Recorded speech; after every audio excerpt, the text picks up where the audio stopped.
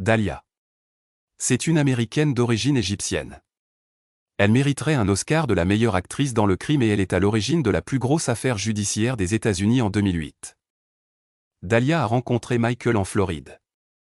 Elle est d'origine égyptienne mais a vécu toute sa vie en Amérique. Elle est connue pour son intelligence et sa cupidité.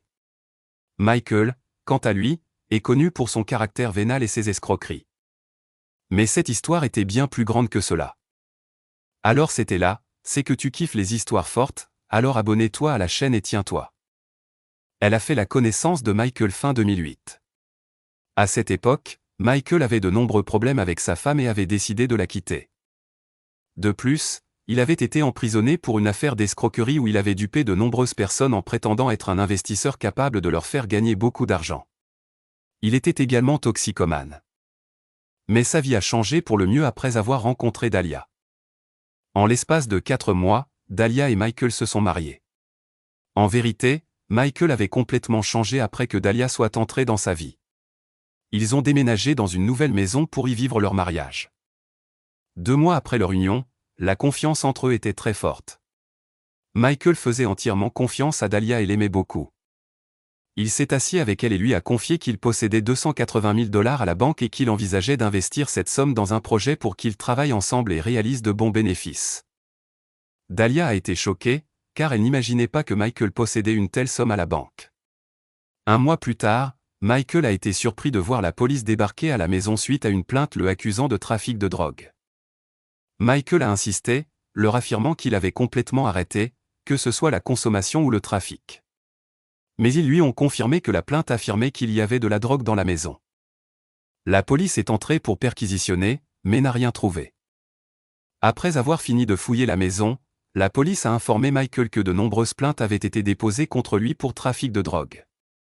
Dahlia s'est assise avec lui et lui a dit qu'il s'agissait probablement de l'une des personnes qui avait été lésée par ses anciennes affaires d'escroquerie pour lesquelles il avait été emprisonné. 1 mois après cet incident, alors qu'il marchait dans la rue, Michael a été interpellé par la police car une nouvelle plainte signalait qu'il avait de la drogue dans sa voiture. Ils l'ont arrêté et ont demandé à fouiller le véhicule. Michael est descendu de la voiture et la police l'a fouillé minutieusement, mais encore une fois, ils n'ont rien trouvé et l'ont relâché. Dahlia n'a cessé de lui confirmer que celui qui déposait ces plaintes devait être une de ces personnes qui l'avait lésé. 2 mois après cet événement, Dahlia est sortie à 6 h du matin pour aller à la salle de sport. Elle a été stupéfaite de recevoir un appel de la police à 11 h lui demandant de revenir à la maison immédiatement. À son arrivée à la maison, Dahlia a trouvé de nombreuses voitures de police sur les lieux, cernant les alentours. Elle pouvait voir des signes de tension et de peur sur le visage des agents face à la scène qu'ils voyaient. Un officier de police l'a accueilli et lui a annoncé, malheureusement, que son mari Michael était mort, qu'une personne était entrée dans la maison, lui avait tiré dessus et s'était enfuie. Dahlia s'est effondrée, incapable de croire ce qui s'était passé. La police a demandé à Dahlia qui elle suspectait. Elle leur a répondu qu'il avait beaucoup d'ennemis et que de nombreuses plaintes avaient été déposées contre Michael récemment, l'accusant de trafic de drogue, et qu'il avait été emprisonné pour escroquerie. Elle était certaine que l'un d'eux avait voulu se venger et l'avait tué. La police a demandé à Dahlia de les accompagner pour poursuivre l'enquête. Elle a alors demandé à l'officier de police si elle pouvait entrer dans la maison pour voir Michael une dernière fois. L'officier a refusé, car l'apparence de Michael était très difficile à supporter, surtout après avoir été abattu. Dahlia est arrivée au poste de police et l'officier lui a reposé la question « Qui aurait pu tuer Michael ?»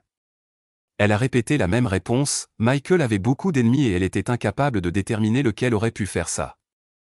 Elle était effondrée, en larmes, incapable de croire que Michael était mort. L'officier de police lui a demandé des caméras de surveillance à l'intérieur ou à l'extérieur de la maison.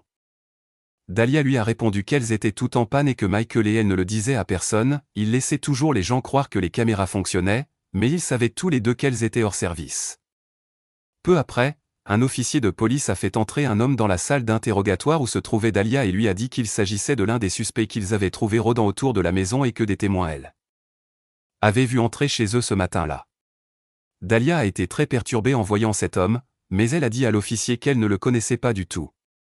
Cependant, l'homme a déclaré qu'il connaissait très bien Dahlia et que c'était elle qui lui avait demandé de se rendre à la maison pour tuer Michael. Dahlia a nié chaque mot prononcé par cet homme et l'a accusé de mentir, jusqu'à ce qu'elle soit surprise de voir la porte s'ouvrir et entrer. Michael était vivant. Et il avait découvert qui avait orchestré toute cette histoire. C'était Dahlia qui avait tout manigancé depuis le début. Mais que s'était-il passé exactement? Dahlia, étant cupide et intelligente, dès qu'elle a appris que Michael possédait 280 000 $ à la banque, a décidé de se débarrasser de lui afin de bénéficier de toute la somme elle-même. Car la loi américaine stipule que l'épouse obtient tous les biens du mari en cas de décès. Elle a réfléchi à la manière de se débarrasser de Michael sans subir elle-même de conséquences. Elle a d'abord commencé par déposer une série de plaintes contre Michael pour trafic de drogue, afin de faire croire à Michael et aux forces de l'ordre qu'il avait de nombreux ennemis. Dahlia avait un vieil ami, très proche, nommé Mohamed Shahadi. Elle l'a contacté et lui a dit qu'elle était en conflit permanent avec Michael. Elle lui a appris que Michael possédait une importante somme d'argent et lui a demandé de tuer Michael avec son arme personnelle. Une fois Michael mort, elle prendrait l'argent et ils s'enfuiraient ensemble pour se marier. Mohamed Shahadi a d'abord refusé catégoriquement cette idée. Mais il a été surpris lorsque, 2 jours plus tard, Dahlia l'a rappelé pour réitérer sa demande. Elle lui a dit que s'il n'exécutait pas cette demande, elle agirait à sa manière. Mohamed lui a alors demandé 2 jours pour réfléchir à la manière de se débarrasser de Michael. Après 2 jours, il l'a appelé et lui a parlé de l'idée d'un tueur à gages, affirmant connaître une personne qui travaillait ainsi et qui pourrait très facilement tuer Michael, keeping ainsi Dahlia et Mohamed complètement à l'écart de l'affaire. Dahlia a immédiatement accepté en entendant cette proposition et a demandé à rencontrer elle-même le tueur à gages pour lui donner les horaires de Michael et tous les délits le concernant. Dahlia est allée rencontrer le tueur à gages, ou plutôt le policier sous couverture, car lorsque Mohamed a réalisé que Dahlia insistait pour passer à l'acte, il est allé prévenir la police que Dahlia voulait faire cela. Comme la police n'avait pas de preuves solides contre Dahlia, elle a suggéré à Mohamed l'idée d'un faux tueur à gages.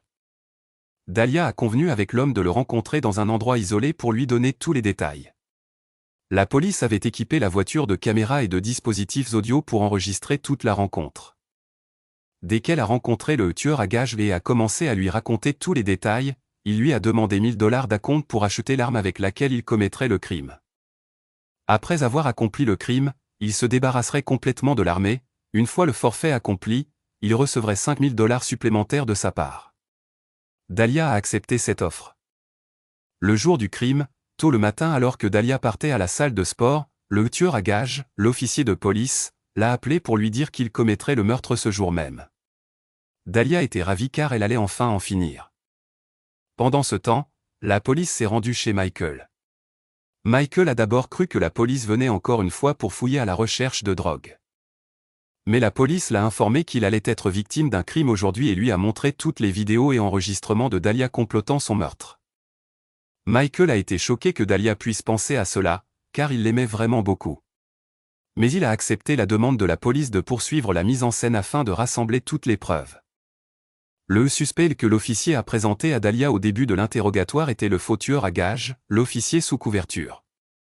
C'est pourquoi Dahlia a été si perturbée. Et elle l'a été encore plus quand elle a appris que cet homme était un officier de police. Le procès de Dahlia a duré des années. Elle a été condamnée à 20 ans de prison pour sollicitation au meurtre. Mais curieusement, tout au long de l'enquête, Dahlia et son équipe d'avocats n'ont cessé d'affirmer que tout cela n'était qu'une mise en scène entre son mari Michael et son ami Mohamed, en collaboration avec la police. Pour créer un programme de divertissement pour le public, et qu'elle y participait. Pendant les procès, il était très rare de voir un semblant de remords sur le visage de Dahlia. Mais la cupidité peut faire bien plus que cela. Et si quelqu'un pense que l'intelligence peut être utile pour commettre un crime, alors il a tort. Ciao.